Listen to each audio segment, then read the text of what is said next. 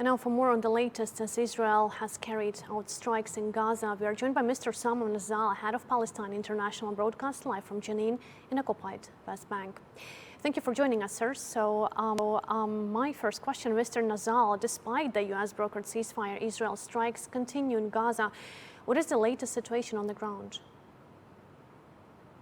Yeah, the Israeli occupation government has not ceased bombarding Gaza, killing Palestinian civilians and injuring many others on daily basis, as Israel has a decision since the ceasefire agreement was signed, that they agreed to that agreement out of the PR, the public relations, and just to tell the American president that they are in agreement with him and they don't disobey his decisions.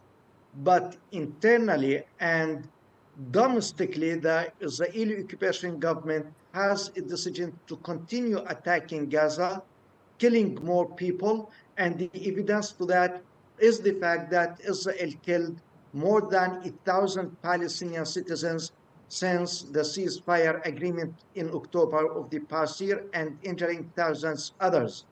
So the Israeli policy and the Israeli objectives of the genocide war have not changed and have not stopped, and Israel is doing everything evil, really, to realize these goals, mainly to empty Gaza of its indigenous people, the Palestinians. Every day there is killing, every day there is bombing, and the humanitarian ordeal is getting worse by minute. And look, what reasons has Israel given for these latest operations? And also, how are Palestinian authorities responding to renewed attacks? Yeah, the Israeli tries to give itself an excuse, saying that it's targeting Palestinians affiliated with armed groups.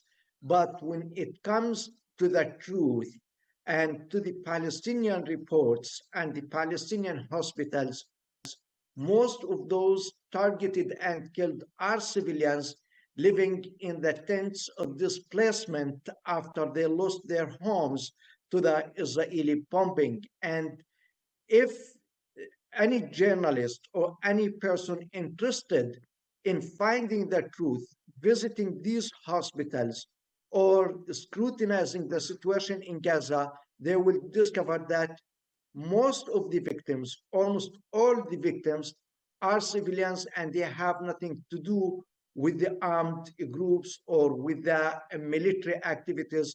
Especially the Israeli Prime Minister himself declared long ago that Israel ended the Palestinian resistance groups in Gaza and was able to achieve a victory against them. These were the words of the Israeli Prime Minister.